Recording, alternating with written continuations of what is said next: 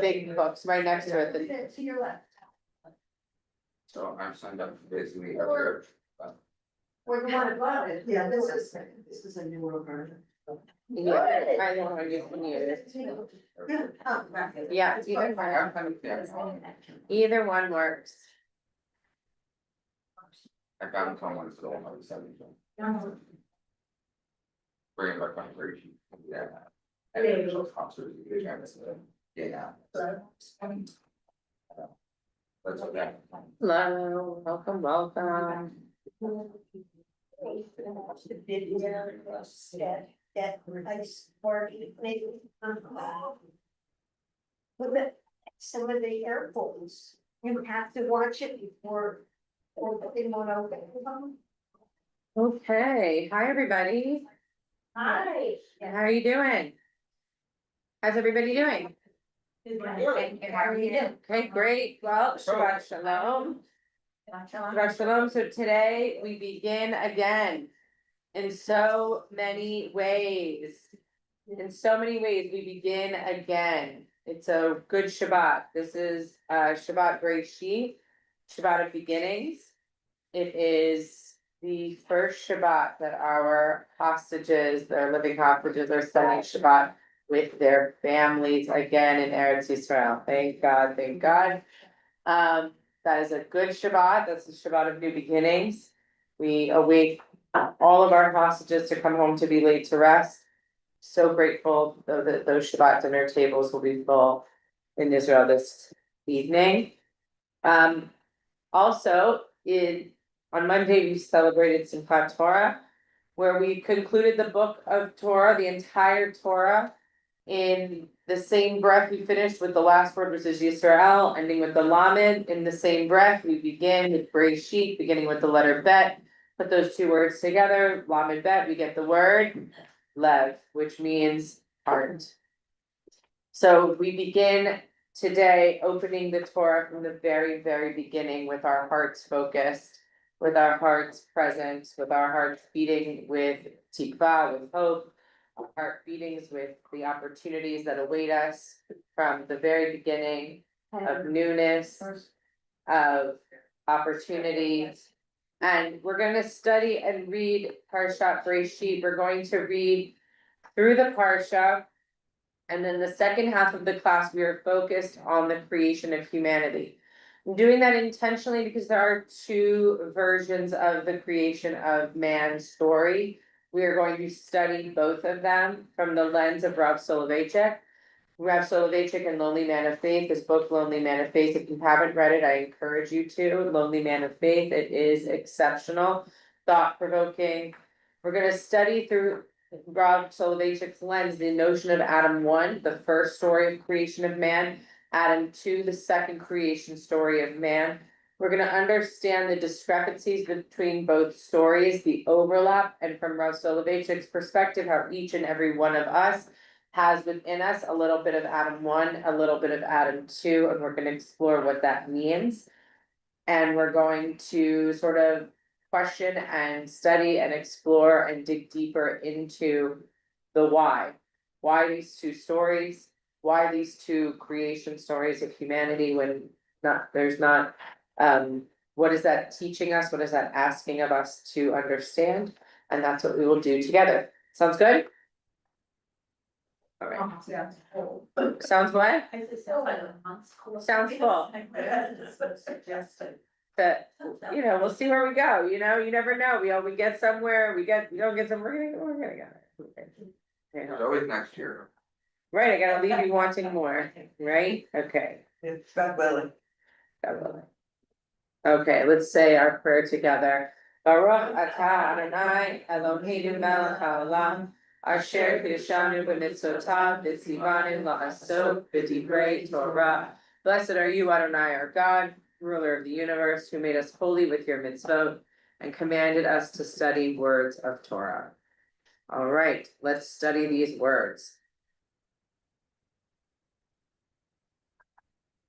I just love this Parsha. I love that we're now starting all the way from the beginning. Our entire year Parsha class, we're going to be from the beginning. Let's do it. All right, you have your books in front of you. If you have books, If not, here it is on the screen. Try and get it up bigger for you on the screen.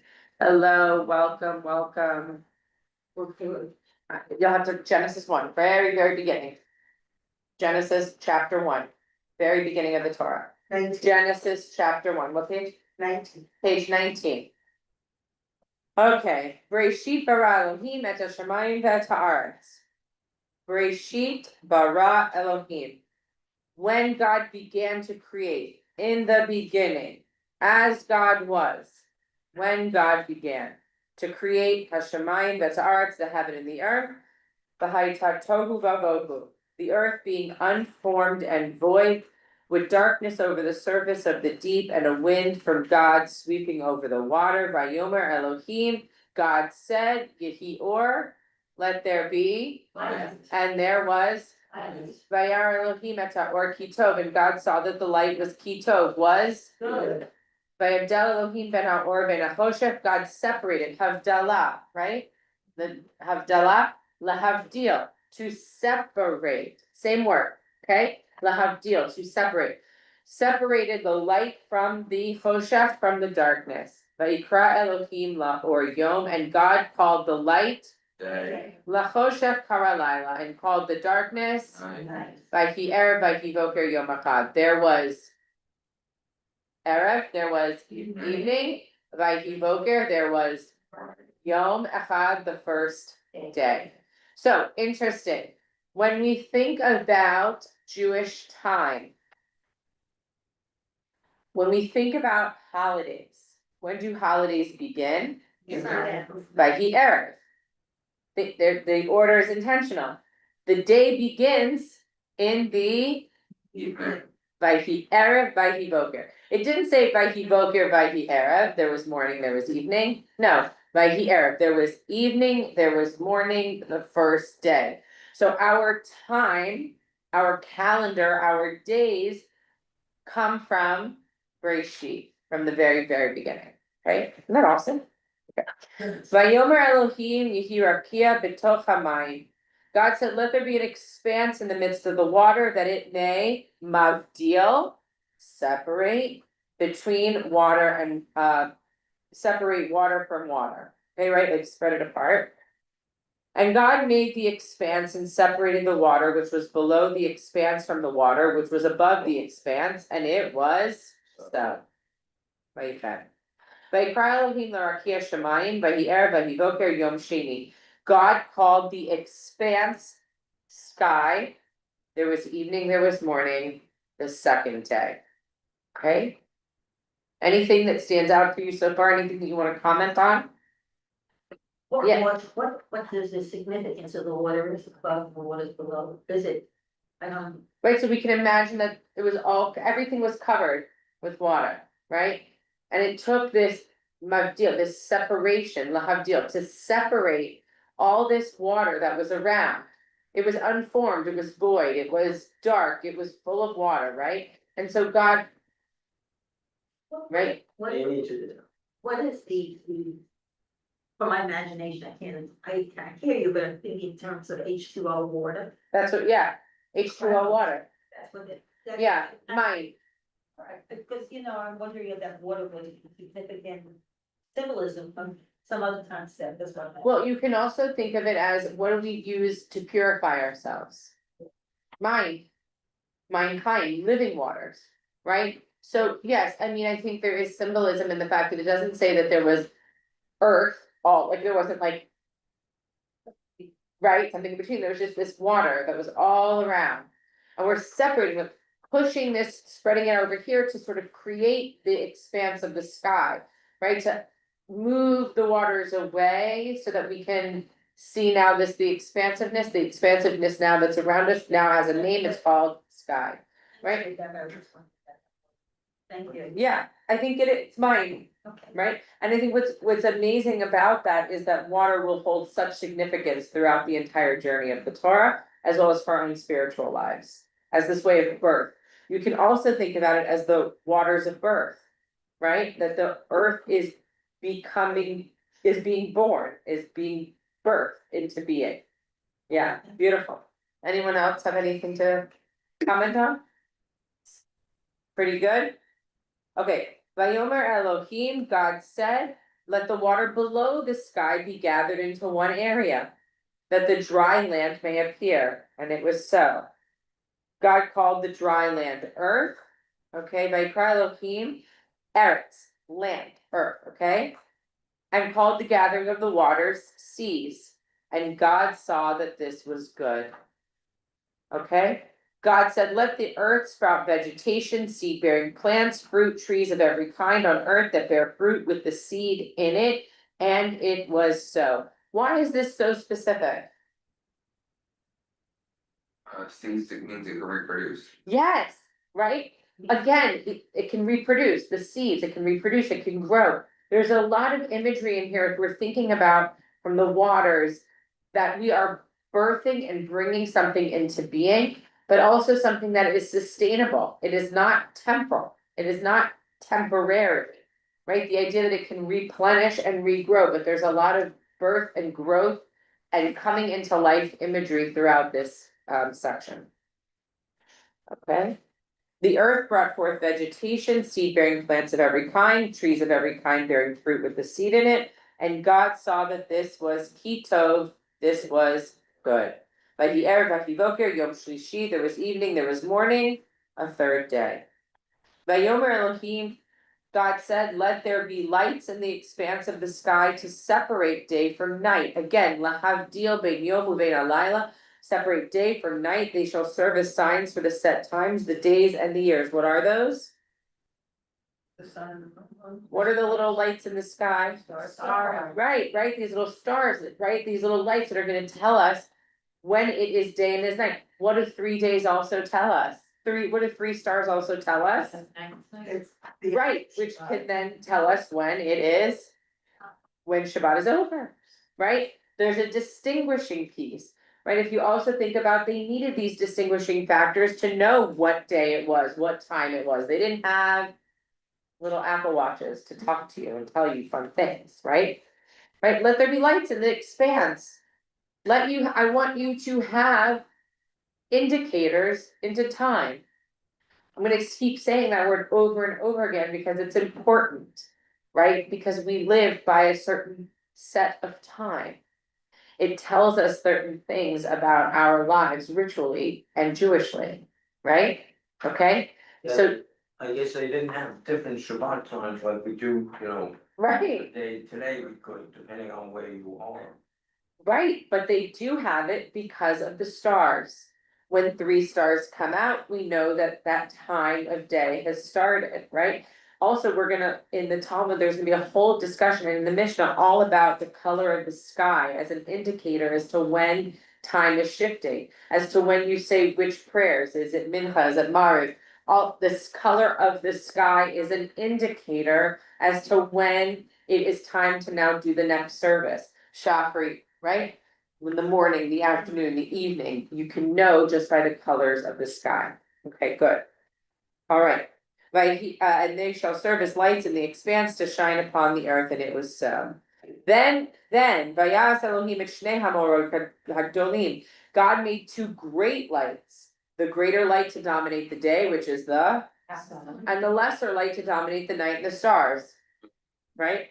So interesting. It doesn't say God created the sun and God created the moon. Okay, right? Because we're being so specific here. Shnei hameorot, 2 sources of light. Great sources, right? The one in the daytime and the one in the nighttime to designate, to dominate, to let us know, okay, day and night. Things are different in those 2 segments, right? For us is how we live. And God set them in the expanse of the sky to shine upon the earth, to dominate the day and the night, to separate light from darkness, and God saw that this was good. There was evening, there was morning, the 4th day. God said, let the waters bring forth swarms of living creatures and birds that fly above the earth across the expanse of the sky. Now all of a sudden, we don't just have vegetation and plants, but now we start to have small animals, okay? God created the great sea monsters and all the living creatures of every kind that creep. which the waters brought forth in swarms, and all the winged birds of every kind, and God saw that this was good. God blessed them, saying, be fertile and increase, fill the waters in the sea, and let the birds increase on the earth. Now, interestingly enough, this command is commanded first to the animals and then to human beings. Right? We focus a lot of our attention on this, be fertile and increase, on the obligation of humanity. But God also commands the animals to do the same. Right? You need food too. We need food, right? Yeah, it's just interesting. It doesn't just there's not an assumption made there. It's also a command for the animals as well. There was evening, there was morning, a fifth day. Okay, here we go. God said, let the earth bring forth every kind of living creature, cattle, creeping things, wild beasts of every kind, and it was so. God made wild beasts of every kind, and cattle of every kind, and all kinds of creeping things, and God saw that this was good. Now, Vayomer Elohim, here we go. It gets to verse 26. Vayomer Elohim, Naaseh Adam b'tzalmenu kidmutenu. And God said, let us make humankind in our image, after our likeness.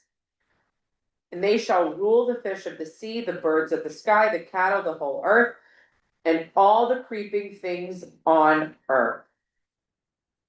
Vayivra Elohim. Vayivra, it's the same root as Breshit. Okay? Remember, God, Breshit bara Elohim, God, in the beginning, God created as God was creating. Now, Vayivra Elohim, God created Et Adam, man, humankind. But it doesn't say God created, he said, let us make. Very good. So what do you take from, who is God talking to? Angels. Okay, so there's a midrash that says God is speaking to the angels of the heavenly court, right? So very interesting, right? Good. So let's focus on that. Yeah. Basically, the different attributes of God. Okay, God could be talking to God's self, right? We know that God does that, okay? But there's plural, it's intentional. All right, so let's read it again. Let's read it again. Vayomer Elohim. God said, Naaseh Adam. Naaseh, let us make. Us, it's plural. Adam, b'tzalmenu, in our image. Kidmutenu, after our likeness. So yes, so the rabbis immediately stop and say, whoa. Right? God wasn't talking anywhere else to anybody else or even to God's self until this moment. Right? It's very much like God's creating, God's doing this, God's doing this, and this. Now all of a sudden we get to this moment of humanity and God engages in a conversation. Whether with God's self or the heavenly court of angels, but there's a conversation around this particular moment in creation when God is creating humanity. And he doesn't say make the image in my likeness, he says make the image in our likeness. Yeah, So does that mean we're like the angels as well? right, so, and interestingly enough, there are moments that we mimic the angels. When we, in the Kedusha, when we say Kadosh, Kadosh, Kadosh, what's the body language what is the choreography? We Lift our hands. lift our heel, we lift up onto our tippy toes. In the, right, so it's like, you're supposed to stand like this, with your feet together, not apart, together, and lift up on your tippy toes. That is because it is understood that the body of the angel, that they stood on one leg. They had one leg. And we lift up because of the rejoicing. They lift up as their excitement, their enthusiasm to be in the presence of the divine. We are mimicking the angels of God's heavenly court as we lift up. So I never heard that until the sermon during the holidays. Yeah. I never heard that the angels only had one leg. Yeah. That's what the tradition teaches us about the angels on that one leg. That's what that they had. And that they would lift up. And that's why holy, holy, holy, holy, holy is mimicking the angels of the divine court. this is also not the first time we understand that there is a heavenly angelic court. It actually stems from the book of Job. In the book of Job, there is this discussion of God holding court of all the angels. The angels of good, also that Satan is part of that heavenly court. Okay, that Satan is one of the angels of God's court. And Satan cannot actually go out into earth of Satan's own will, but rather is sent by God.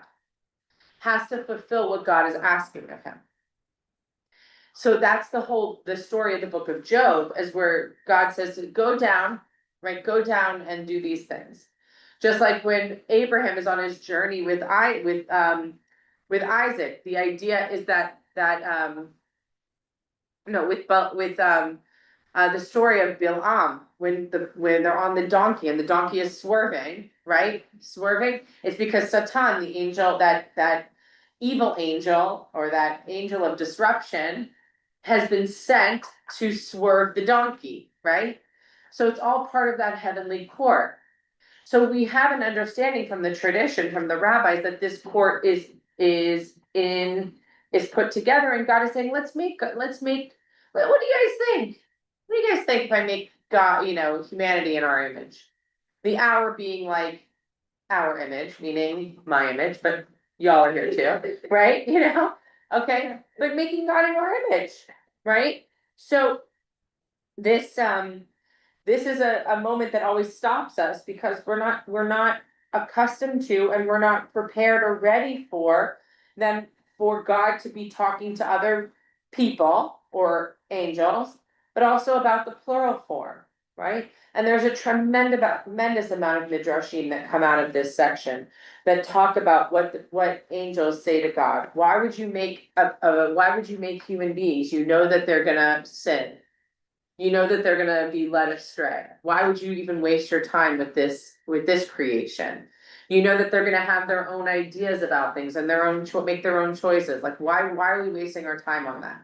Right? And God engages in this conversation with the angels about, no, we're gonna make them B'Tselem Elohim, B'Tselmo, in our likeness. Okay, as partners with us in this work. Why do the angels only have one leg? Like, what's the symbol or what's the message? That's just. Just looked it up and it said, this is interpreted by many as meaning a single straight leg rather than two human legs. And this interpretation, says single leg symbolizes an angel's stability, readiness to serve, and lack of need for movement as they go wherever the divine direction takes them. Okay, so they don't need two legs to walk, they just have the one, they're following the divine, right? They're not human beings. Right, they're these angelic creatures of God. Okay, beautiful. Okay, and then God created, after having this conversation, created humankind in the divine image, creating it in the image of God. Listen, creating them male and female. God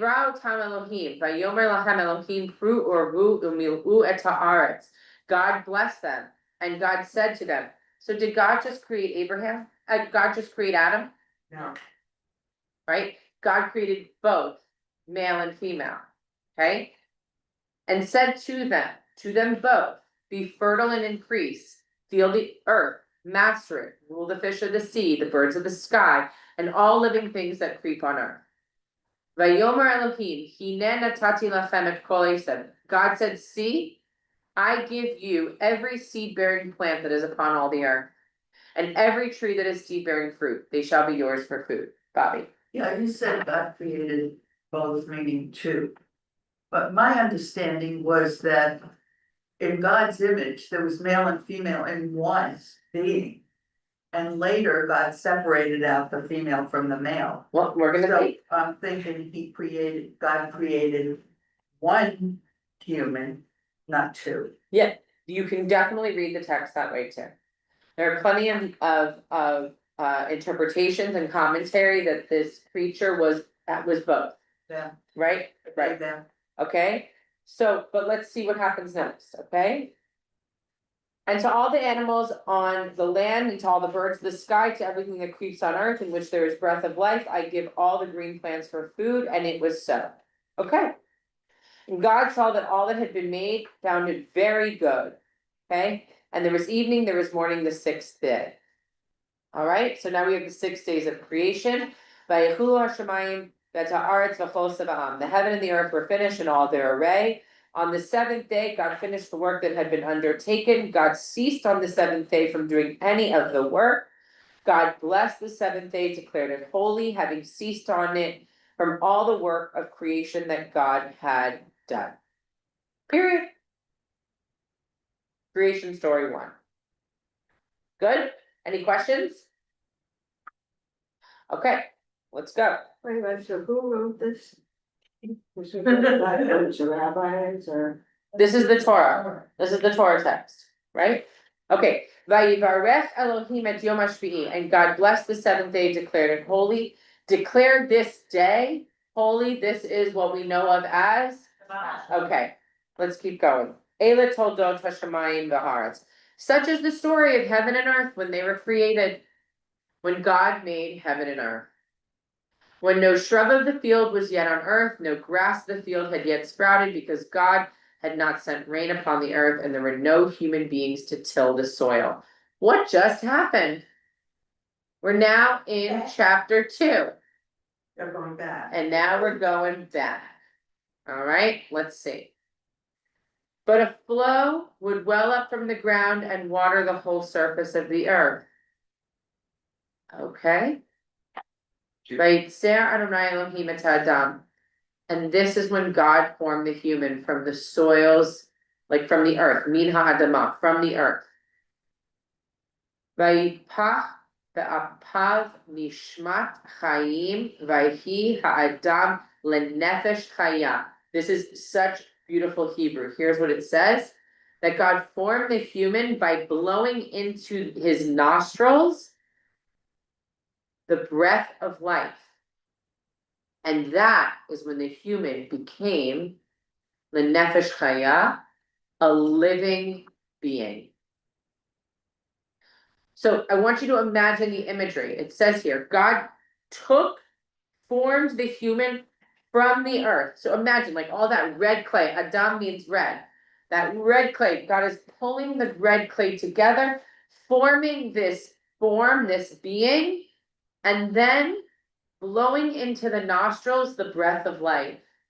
And that's when the human being becomes a living being. How is this different than what we just read about the creation of Adam? Say how he created Adam, but now he is telling us how he created Adam. Okay, so the first Adam is sort of just happens into being. God creates him. Here, we're learning how this human, this Adam, is literally formed from the earth, and that life is breathed into Adam. Okay? Is the word nefesh the same thing as soul? Yes. Or, Right? Neshama is soul. Right? Neshama, soul. Nefesh is this. Nishmat is that living soul, okay? A being, right? There's a distinction, it's not the same word, but neshama is what's the soul word. Okay? I don't relate that story as he feeling soul Adam. Yeah, that's a beautiful image, right? That's a beautiful image. It's also where we get from the Torah's perspective, when is it becoming living being? With breath. Right? All right. God planted a garden in Eden in the east and placed there the human who had been fashioned, who had been formed. From the ground, God caused every tree to grow that was pleasing to the sight and good for food, with the tree of life in the middle of the garden, and the tree of knowledge of good and bad. Now we're starting to know there's distinction in the plants and the trees around. A river issues from Eden to water the garden and divides it and becomes 4 branches. The name of the first is Pishon, the wind that flows through the whole land of Havilah where the gold is. The gold of that land is good. Havdolah is there, and lapis lazuli. The name of the second river is Gihon, the one that the winds through the whole land of Cush.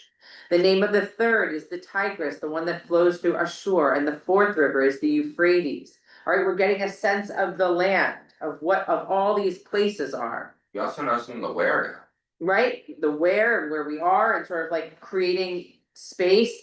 And God settled the human in the Garden of Eden to till it and tend it. And God commanded the human, Adam, saying, of every tree of the garden you're free to eat. But as for the tree of knowledge of good and bad, you must not eat of it, for as soon as you eat it, you shall die. God said it's not good for the human to be alone. I will make a fitting counterpart for him. So Adam too is what? Alone. Right. Singular person. And God formed out of the earth wild beasts and the birds of the sky and brought them to the human to see what he would call them. And whatever the human called each living creature, that would be its name. Again, a little bit of a different order of things, right? In the first story of creation, all this stuff was created before humanity. Now there's a difference. Human is formed, and now these other elements are being formed after the human being has been brought into being. And now what is the human doing? Adam 2 is what? naming things. Naming things, helping God. A partner to God to help name and understand what is happening in this world and who's there. And the human gave names to all the cattle and the birds, the sky, and to the wild beasts. But no fitting counterpart for a human being was found. So he's looking around, saying, this is not for me. This is not. Like this is, nope, not for me, okay? So what happens? We can assume what's not written. We can assume in the underlying part of this text that the human reports back to God saying like, all lovely creatures, but none for me, right? Because then what it just says, a human counterpart is not found. Vayakal. So God cast a deep sleep upon the human. He puts this human to sleep. And while he slept, God took one of his ribs and closed up the flesh at the site. And God fashioned and formed this, the side that had been taken from the human into a Isha, into a woman, bringing her to Adam. Interesting, that call her a human. Huh? He didn't call her a human. He's bringing her to a human, in other words, not a human going to a human. So You know what I mean? it's a translation thing. Yeah. So you have Adam, which means human, also means from the earth, and Adam is the actual name of the Man. Adam, right, of the man. All right, taken from this human creates, but doesn't necessarily call him, creates another being, an Isha, a woman, okay? Vayomer ha'adam, then the human said, here's what the human says. This one at last is bone of my bones, flesh of my flesh. This woman shall be called Isha, woman. For from a human was she taken. From Adam, from a human, right? Me'ish. Hence a man leaves his father and mother and clings to his wife, so that they become one flesh. And the two of them were naked, the human and his wife, yet they felt no shame. Yes. So they will leave his father and mother, but their father and mother was God. Yes. Yeah, okay. It just seems like they're saying. I don't know, I'm just making an observation there. Yeah, right, like it's an interesting, right, 100%. You know, what's interesting is like, they're the first. Right, so from them, this now is this will be the lineage of what we do. Right, they're setting up like an understanding of what happens. That from this moment forth, there is that notion of that need of that partnership. Right, the whole idea here prior to creation of woman in this second story of creation their second telling of creation, is that man was alone. And this need for a counterpart arises. We're not sure from whom. God notes it and mentions it, but we don't know if Adam says to God, you know what, been out here for a few days and it's beautiful, paradise, but I need someone to do this. I got no one. I got no one to talk to around here, you know, right? Like, kind of quiet. It's relaxing, but don't see myself enjoying this much longer on my own, right? But what's interesting though is that there is a responsiveness from God, where then God then creates these animals and says, okay, like, let's put some creatures here. Let's create some more life for you. And so then they say, okay, and not only that, but God then says to Adam, now I want you to have ownership and investment in this. So why don't you go around and meet all the new creatures, name them, and see if any of them look interesting to you as a counterpart. It's not that God immediately creates woman. There's already this partnership, this integration between God and humanity in this sort of this model of how one works in partnership with God to create. Then we imagine that the man goes back to God and says, again, this all looks great, but this is not what I was looking for. Right, we're reading between the lines, it's not written there, but there's gotta be some sort of a conversation to then say, okay, I'm gonna, you're right. Like, I need to create someone who is B'Tselmo, in your image, in our image, for you to have a partner. It's interesting that this line, hence a man leaves his father and mother, it's like Adam's leaving God, I mean, it's like God is mother and father, is that how you look? Well, that's what Marcia was saying, that's exactly right, like, that's what Marcia's saying, that, look, now I brought you into life. I've raised you for a few days, you're ready, yeah, like, it's been great, clean to your wife, right? It's interesting how it's worded, how it's expressed. It is, it's very interesting, I think, like, just as Marcia mentioned, like, yes, like, I think. It's not that you leave your parents forever either, like when you find your partner, whomever that is. It's not about that you are leaving them or abandoning them, but it's a sign of maturity, of growth, of an evolution of who you are and who you're becoming.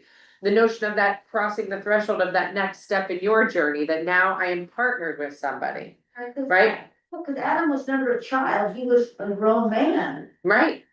Yeah, you know, cause he wasn't really leaving his mother and I mean, metaphorically, I guess. but I think metaphorically too, he's leaving, right? Like, there's a distinction now. Right, like we're creating a distinction in, like the lifespan of Adam is accelerated by the fact that he's like formed as a full adult being, right? But also, he's just maturity wise though, he's still sort of at the beginning because he still doesn't have that full sense of knowing and understanding. He just got here, right? Like. So, and also I think even too, like with God, like the relationship between God and humanity is also one that's at the beginning, right? Like we focus a lot on in Breshit that the world is being birthed, but also humanity is being brought into being, but it's still like in terms of a maturation of thought and of understanding and of knowing one's place, we will see as they start to learn and understand their surroundings and God saying, don't do this, you can do this, but then they go and do that. Now all of a sudden they have a consequence. In a short amount of time of their life on earth, they're experiencing all the things that we are being taught that will happen to us. Primarily over a longer span of time, but we had to start, right? Like we had to get started. I think this is an indication that God created man to be independent and a free thinker. Because this emoted from man that there is a void. Mm-hmm. Yes. And that this void he brought up to God. So that he just didn't accept the way things are. Yes, He was, you know, created very differently from all the other creatures. And he had needs. And it also, I think, presupposes that we all need each other, that we need partners in our life. And we need community. It's a perfect segue. We're gonna go right into Soloveitchik. You are a Soloveitchik person already. So here's what we're gonna do. I'm gonna read this out loud here, so I know it's small, but, so Rabbi Joseph Soloveitchik, who lived from 1903 to 1993, in 1965, he wrote the book, The Lonely Man of Faith. The rabbi develops a distinction between Adam 1, the first story of creation of Adam, and Adam 2, the one that we just read, okay? Soloveitchik noted that there are two accounts of creation in Genesis, and that these represent two opposing sides of our nature, of human beings' nature, which he calls Adam 1 and Adam 2. He proposes that the two accounts of the creation of man portray two types of man, the two human ideals. And in their approaches to God, the world, and the self, these roughly parallel the two persona. The first, Adam 1, is guided by the quest for dignity, which is a surface social quality attained by control over one's environment. When Adam 1 comes into being, Adam 1 is told, you will rule and dominate over all that you see around you, okay? He is a creative and majestic personality. Remember, he just comes into being. It's not formed from the earth. Who espouses a practical, utilitarian approach to the world. Adam 2, on the other hand, is guided by the quest for redemption, which is a quality of the depth of personality attained by control over oneself. He is humble and submissive. He is literally made from the dust of the earth, okay? He yearns for an intimate relationship with God and with his fellow man in order to overcome a sense of incompleteness and inadequacy. Man recognized he was alone. There was nothing else around him, okay? He's in an intimate relationship with God, whereas Adam 1, we don't see that. He becomes, okay? Adam 2 is on a mission with God.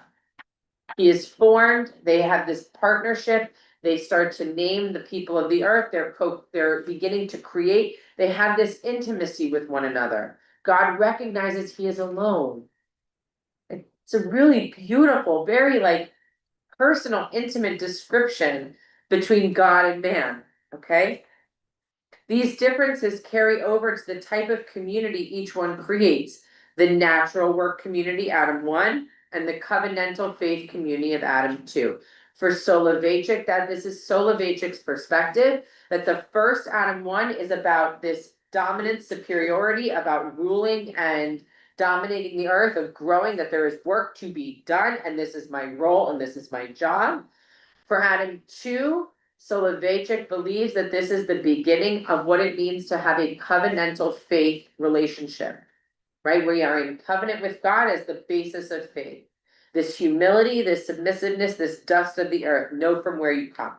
Okay? The world was created for me. I am but dust and ashes. Okay, that's what is being set up here. Does that make sense? Okay, so here, if we just look like very specifically, here are the way that Adam 1 is created, and Adam 2, which we just read. Adam 1 is created man in God's image.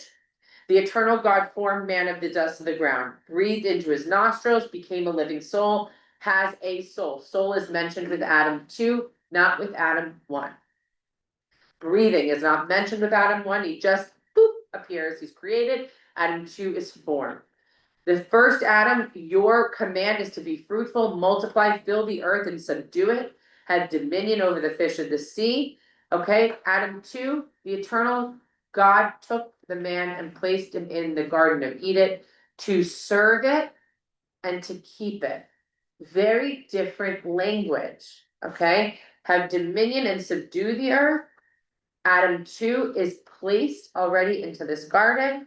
Just till it, take care of it, right? Serve it, keep it.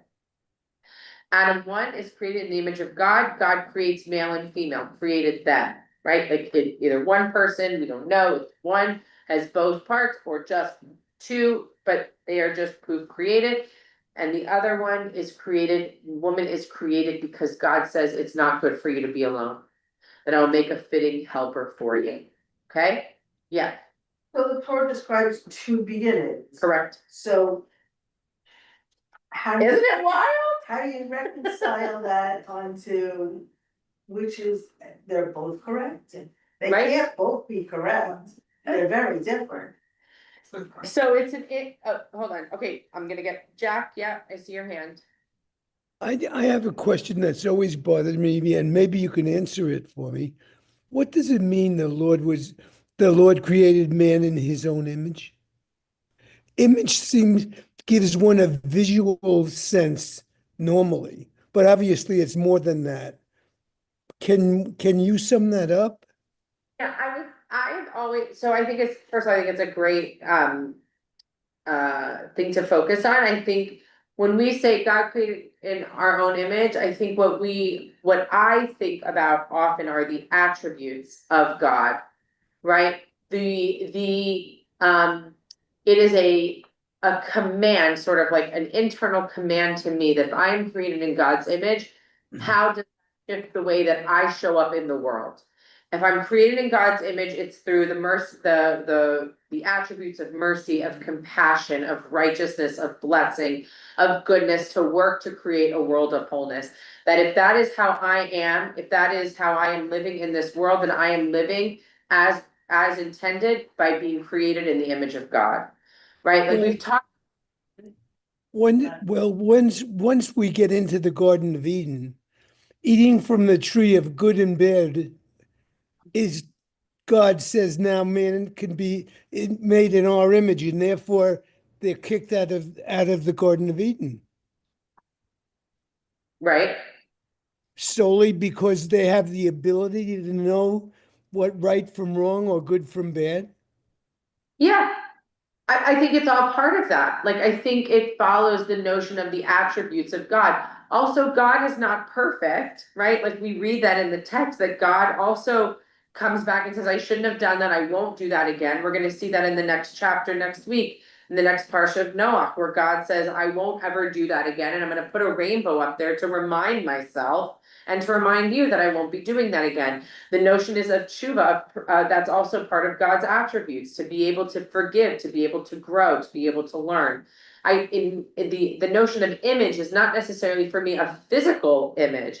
It's the image of what it means to be created and to hold a sense of the divine and a spark of the divine, that each of us carry that spark of the divine. If we see ourselves that way, how does that shape and form for us how we live in this world, how we demonstrate that sense of divinity and bring that light into the world? I think it's more of a call of responsibility and obligation than the idea of we're forming you just in this image and you're divine.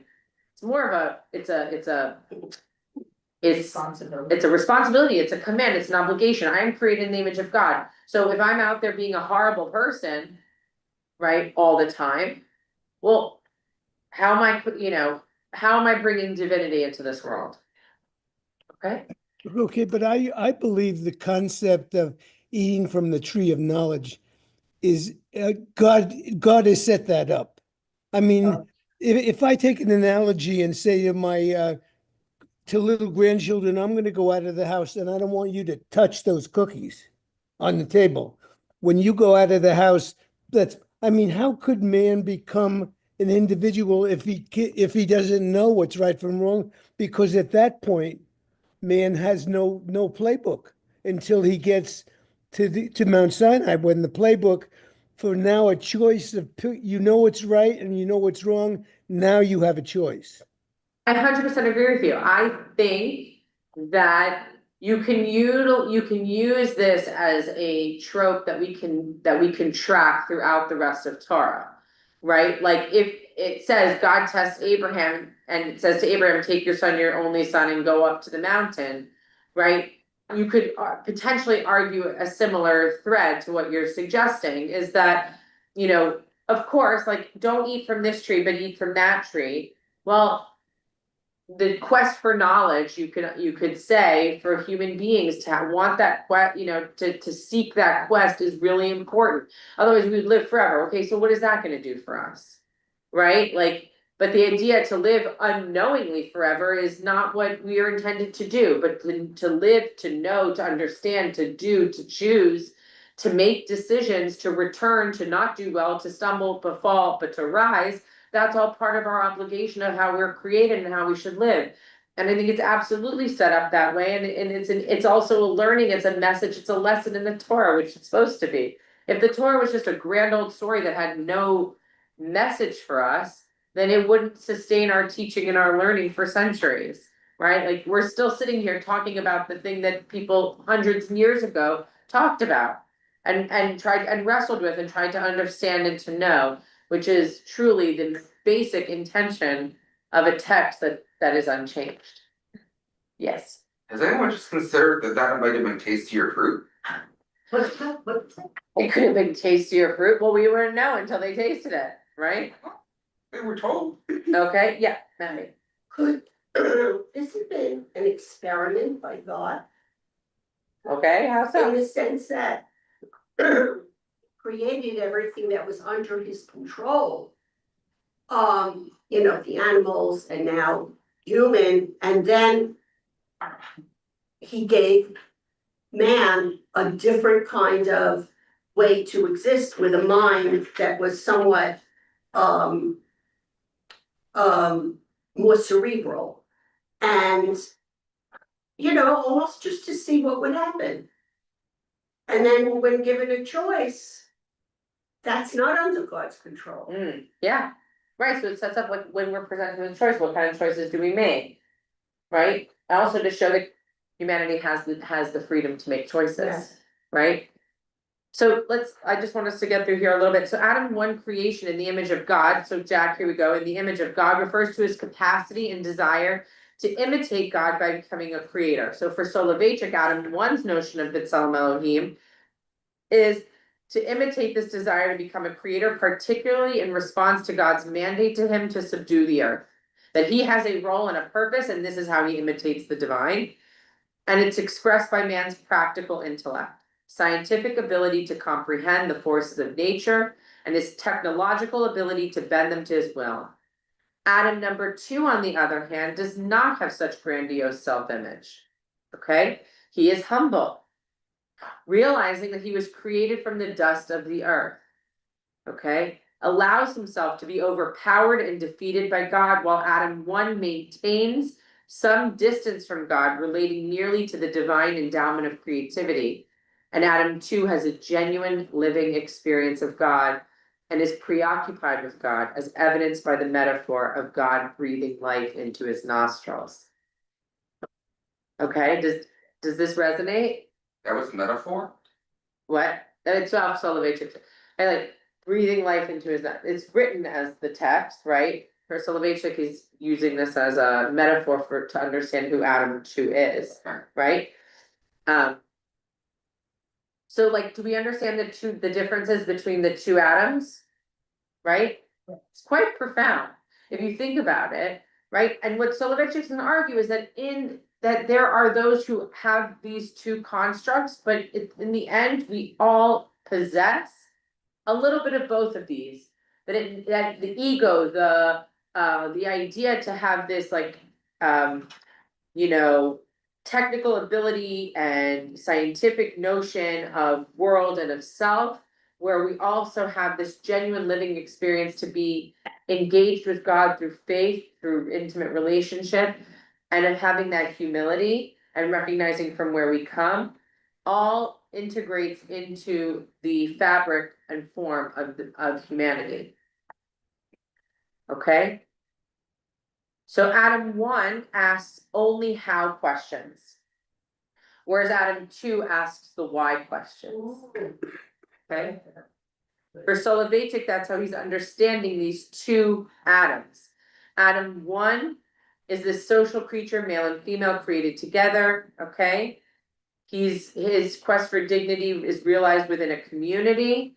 Adam 2 is created in solitude, and loneliness is inherent to his very being. okay? In order to redeem himself from this situation which God deems to be not good, meaning to forge an existential community which will relieve him of his loneliness, he is required to sacrifice part of himself, literally his rib. Okay? So Adam 1 asks only how, because he wants to know how things function, right? Adam 2 also seeks to fully realize his humanity, but he interprets this in terms of attaining redemption, and he is focused on the why and of really understanding from an internal place the why of existence and why does he exist. Okay. I do have a question. The concept of male and female was already explored by God on day 6 when he created animals. As a reproductive agent. So with Adam 1 and with Adam 2, the other thing, when God created Isha, he had, that was also it was a soulmate, and it was a mating mate for Adam. But he had explored that in the First. and that's fact, okay? That is, I mean, I don't know if I give me some kind of explanation that, because I think that, didn't it say that God had not explored the concept of reproduction with Adam 1? What they're talking about here is that we're not sure from the text, is it two separate? Right? It's very clearly distinguished in the second creation of Adam that there are two, and she is created from a part of him, but they're now two distinct individuals. Okay. Right? So, and that's their command, be fruitful and multiply and fill the earth, right? So, so the notion of covenant and togetherness is not only between God and man now, it's also between the covenant between these two individual people. Yeah. Right? So this notion of covenant, of coming together, of clinging to your wife, and of reproducing and filling the earth, right? That mandate, that obligation from God. Did you say? No, it's very interesting, it's a very interesting question. Because if God knew that it took a male and a female to reproduce, and the commandment was to reproduce, God knew that he had to make A separate being so that the earth would multiply with human beings. So it's very, very, very interesting. It is, and also could be one of the reasons why we now have this extension of the creation story. So we could say there are two very distinct creation stories, right? Because also the order changes a little bit from 1 and 2, not just with man, but also with the cattle and the vegetation, right? But also the rabbis who are reading, or the disciples who are reading, the students who are reading the Torah or hearing the oral Torah, because they're not reading in the beginning, it's being told to them, or saying, wait a second, that doesn't really make much sense. Right? Like how are they gonna do that? There's one person, right? Right. They're like, But they have, yeah, this doesn't make sense. there are creatures that are male and female that God could create anything.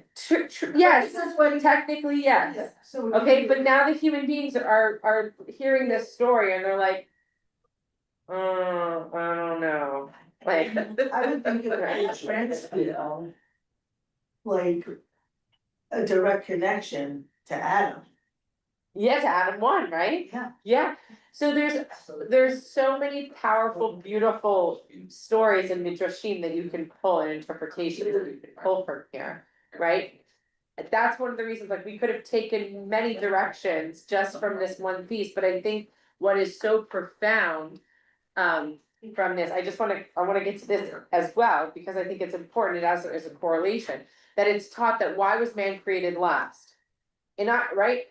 From the first story, why was man created last on the 6th day? In order to say, if man is worthy, all creation was made for you. But if man is unworthy, he is told, even a gnat preceded you. Right? Because all those little swarming things were created before man. So the Torah remains God's supreme call to humankind to freedom and creativity on the one hand, and on the other to the responsibility and restraint, becoming God's partner in the work of creation. That when you think you are when all of us are too much of Adam 1, when we are functioning in the world too much like Adam 1, driven by our ego and our and this like very narrow-minded way of understanding, which is not bad, but like when we get into that zone, we should be reminded that a gnat preceded us in creation. When we are also too much in the Adam 2 sphere, and we are focused so much on our isolation, on our loneliness, when we are only focused on the formation of this, we should remind ourselves that the world was created for you. And that we're all created not just in the image of God, but also created to be in a covenantal relationship with God and to be partners in this work. In the work of creating wholeness, in the work of creating light, in the work of creating goodness and blessing. The world was created for us, but also remember, a gnat preceded you in the work of creation, right? Remember that we carry in both of our hands the understanding that, right, a little tiny nut, right, that little thing, nasty, right? Reminder that in both of our hands, we are reminded that the world was created for us, but also we are dust and ashes. It's a wonderful perspective and a way to go into this Shabbat of beginnings, to remind ourselves that both and, as well as to remind ourselves that we are truly what we are both is B'Tselem Elohim, to be living and striving to live in that image of righteousness, of mercy, of goodness, and of blessing. Shabbat shalom. Thank you. And we'll see you tonight. Rabbi Asher's consecration tonight at Temple. It's gonna be an amazing Shabbat. I'm so excited to bless her and formally welcome her, although she is just part of us, but so grateful for her. And lots of other wonderful things coming up. So good to see everybody. Shabbat shalom. Services are at 7:30. All of us are gonna be there. It's a it's a full bima tonight. The reason I said it was just the day of the group, I once jumped into a ram's pen, which was highly ill-advised, that the better apple trees were there. Oh God, that's not a good idea. No, I was 18 though. Oy, But that's what I'm saying, is sometimes you just don't say the fruit. that's true. I hadn't tried that fruit yet, but I knew it hurt as better. No, not close. 29. She's Thank you. short. Yeah, so really.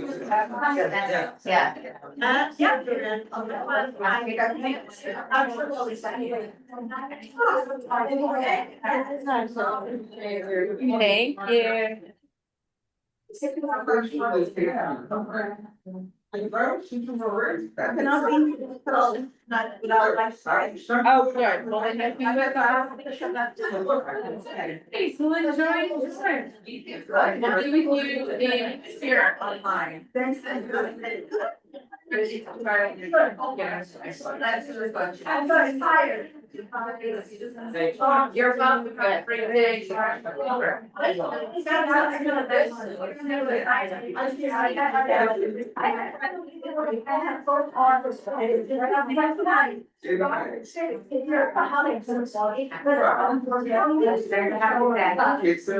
Thank you.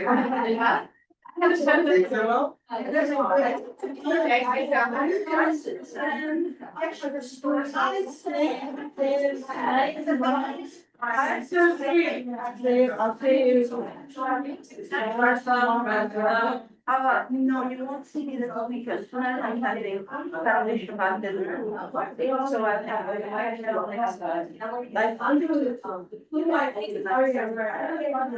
But my side, you don't want to. I'm sad that I see it. And so, when we're going to get people, it's like, oh, God, oh, they got it. Yeah, it's fine, that's wrong, they just turn back. So I have this one piece and it's like, there's the right orange, I didn't, I know, I know this is getting double.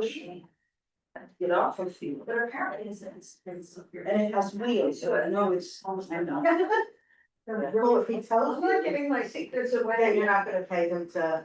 Then I found out, but I know I something to it. Well, I think we all have, but there's not each in my house, and then I wanted to all that. So they can't walk away. So they say, then they use like, oh, this is something else like for you. I was thinking, yeah. Store it now, store it, and I'm like a son at my house. And. Oh, I wanna go to very much, thank you. Well, they're good for And I'm tonight. going to walk here. They're good for everything. Yeah. They really are. That's all on them days. And it goes out. I'm supposed to be running, we don't we last week. What is that? My nail And technician. I mean, well, you put it on the shed, I'm very, very smart. I think we'll be good. But it's Beyonce. And this shoe is so. Powers. Yes. It's a good kid. You said you're trying to handle it, should I'm sick, my piece the same year, my function more races, beach roads, what is it?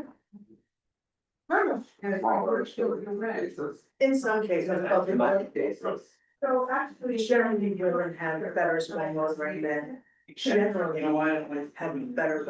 That's It's Generally. Generally. Right. Yes. Yeah. Doctors, Yeah, there are a lot of them that are. okay. And then I put a little, You ever had a surgeon who didn't have good small order pills? I don't think they'd be a surgeon. Exactly. please, There are a lot of male surgeons, though. That's true. That'll make it easier for you too. Right. All right, so this. Have a good afternoon. Eric, operation. He's picking around. Thank you. Well, you just get close enough to kind of give it a gentle palm.